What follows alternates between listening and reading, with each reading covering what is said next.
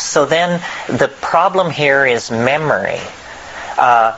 You can be 70 years old and have an absolutely crystal clear memory of your first day of attending school in that red brick schoolhouse 65 years ago. Okay, conservatively, 7 times every molecule in your body has been swapped out. So where has this memory been all this time that you can pull it up with perfect clarity? This is a great mystery of metabolism, unsolved to this day.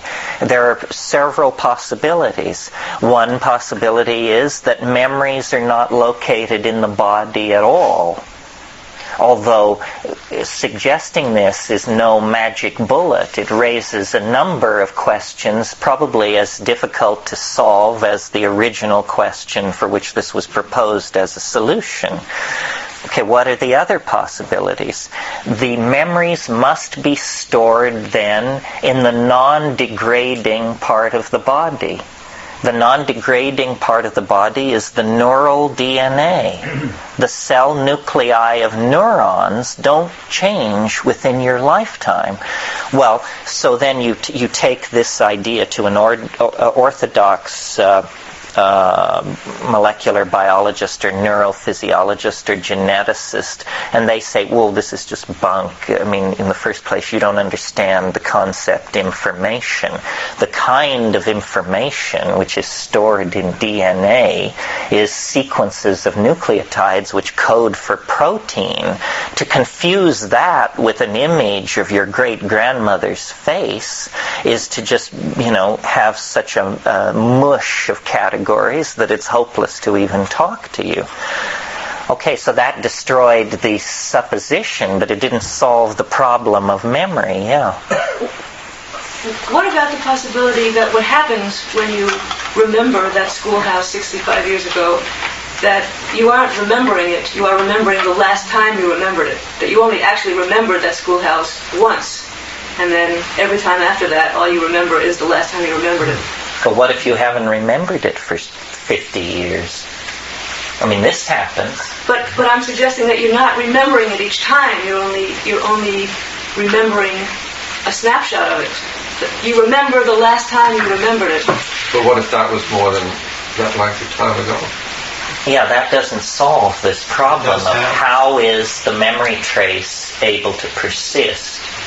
Well, so Dennis's notion was, he said that some form of superconductivity must be involved. Now, this was 1971. Superconductivity was not known to occur more than 0.3 of a degree above zero absolute. He said, no, there must be room-temperature superconductivity going on in the DNA. This must be how the DNA preserves information. Now, if you know anything about superconductivity, it is the perfect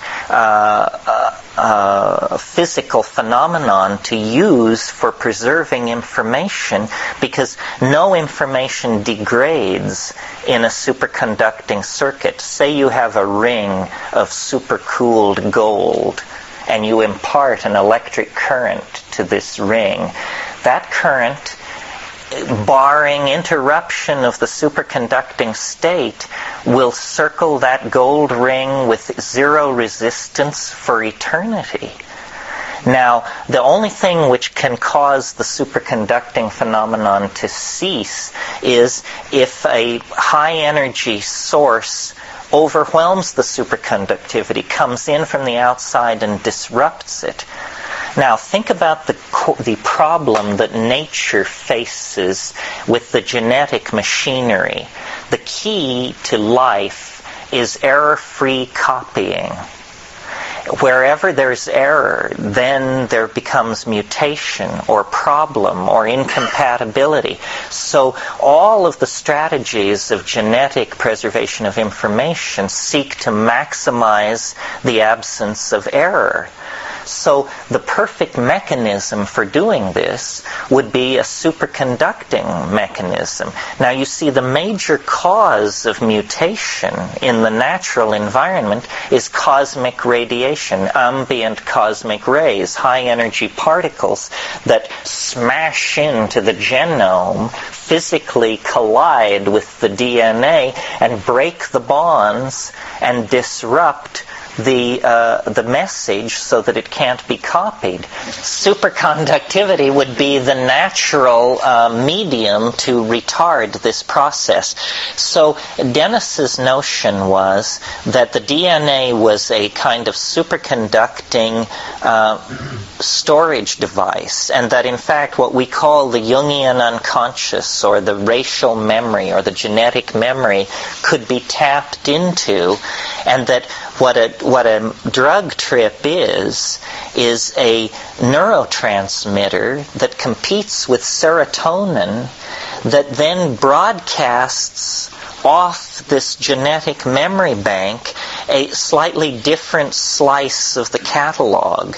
Serotonin broadcasts are the equivalent of traffic and weather reports, where it tells you how to get around in the world and where not to go and how to avoid problems. If you swap out the serotonin channel for the psilocybin channel, suddenly it's the equivalent of Pacifica Radio. It's running philosophy discussions and classical music from another planet, you see, because the efficiency and the emphasis of these neurotransmitters is different. Well, so we went through a series of startling revelations and experiences using this idea, because he was dead serious about doing this and decided that I would be the likely candidate for what he called hypercarbylation, and that, we would saturate me with drug molecules, and then he knew how to do the thing to make an ordinary trip turn into the forever trip by locking these molecules into their bond sites. Oh, and that's the piece of the puzzle that I didn't explain that you might not realize. When a molecule is superconducting, I'm sorry, when a molecule is at 0 degrees absolute, it becomes superconducting. So if you can cool a molecule to that level, it will immediately bond permanently to whatever is physically nearby. So Dennis said, what you do is you take all these, you saturate your body with these drug molecules, and then using a complex theory of harmonic canceling, which I won't regale you with this evening, he thought there was a way to generate sound that would affect a very small number of these drug molecules and cause them actually to superconductively bond into the DNA. And then the trip would be permanent. The trip would be scripted into the genome, or at least for the life of the organism. And he suggested that if you make the DNA superconducting in this way, that eventually death is no problem. It's just sort of like a shedding. And you go into the rivers and the water and the air, and you become very tiny. You become the size of your DNA nucleus. Well, I thought that this was a very highly unlikely notion. So unlikely that since he was so gung-ho to try it, the best thing to do would be to just let it rip. And if there was something there, that would be interesting, but that I was willing to bet dollars to donuts against it. Well, he set up the experiment, he did the experiment, and he had made very extravagant and inflated predictions about what would happen.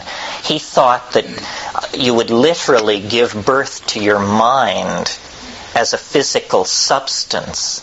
I don't know whether it would flow out of your nose or where it would come from, but he thought that there was a kind of superconducting translinguistic matter he called it. He thought there was a way to dissolve the boundaries between matter and spirit and create an obsidian fluid that would be obedient to your own imagination, that would in fact be you. You would just preserve your body as a convenient reference point, but you would actually become this stuff. Well,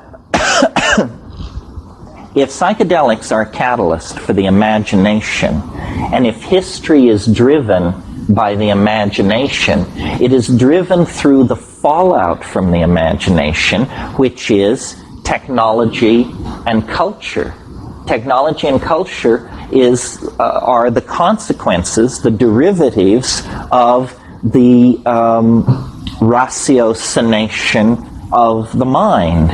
And technology has, like biological life, but on a much faster or accelerated time frame, technology has this weird tendency to transcend itself, to bootstrap itself. You know, if you have a cart, then it implies better wheels, better bearings, better structure, and then higher speed, more control, more feedback from the machine. That means we need gas gauges, RPM readouts, so forth and so on. Technology, strangely enough, created by a biological creature, has itself this self-transcending quality. But ever accelerating. This is the important point, because the ever accelerating accretion of technology means that history is strangely foreshortened at the future end, because it happens faster and faster. It's like a process that begins very slowly, but once started has the quality of a cascade. The rate at which falling bodies move, 32.5 feet per second. Each second it accelerates to twice the rate of infall that was occurring in the previous second. Technology is like this, and we now are in a domain where if we attempt to propagate technological development forward 50 years, it becomes unmanageable as an intellectual task. We can talk about the automobile, what it might look like 50 years from now. It would float, it would go 500 miles an hour, it would be guided by your mind, so forth and so on. These kinds of ideas. But when you think that every artifact of our world will undergo that kind of transformation, and that the synergy among these transformed objects will create phenomena and situations that we can't anticipate. That's the key thing. Our inability to anticipate the synergies between our technologies. I mean, the computer, LSD, spacecraft, holograms, organic superconductivity. Those are just 6 areas where the integration of those concerns will produce unimaginable consequences.